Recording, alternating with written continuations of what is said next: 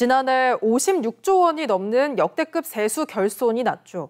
예측보다 세금이 덜 거친 건데 정부는 작년 말 지방교부세 등 18조 원을 지방정부와 교육청에 보내지 않았습니다. 국회 예결특위에선 이 문제가 도마에 올랐는데 올해도 30조 원 규모의 세수 펑크가 예상돼 2년 연속 지방교부세가 삭감될 것으로 보입니다. 이상훈 기자의 보도입니다. 지난해 9월 행정안전부가 전국 시도 교부세 담당 부서에 보낸 문서입니다. 국세가 덜 거쳐 지방교부세 11조 6천억 원을 조정할 건데 지자체마다 교부세를 감소율만큼 일괄 줄이겠다는 겁니다. 이 때문에 경상남도는 지난해 보통교부세는 8,007억 원을 못 받았고 부동산 교부세 791억 원도 받지 못했습니다. 10월부터 조금씩 이제 낮게 준다는 금액에 맞춰서 조금씩 덜 들어오긴 하더라고요. 세수 결손 부담은 교육당국에도 넘겨졌습니다. 전국 세 번째 규모인 경남교육청도 교육부에서 보통교부세 7,287억 원을 받지 못했습니다. 때문에 창원의 고등학교의 화장실 시설 개선 사업은 차질이 생길 뻔했습니다.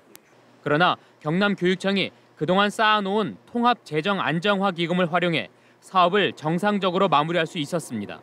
작년에 7천억의 기금을 조기에 전출을 해서 화장실 개선공사, 그린 스마트 학교, 그리고 생태 환경 교육 등 교육 사업을 차질 없이 진행을 했었습니다.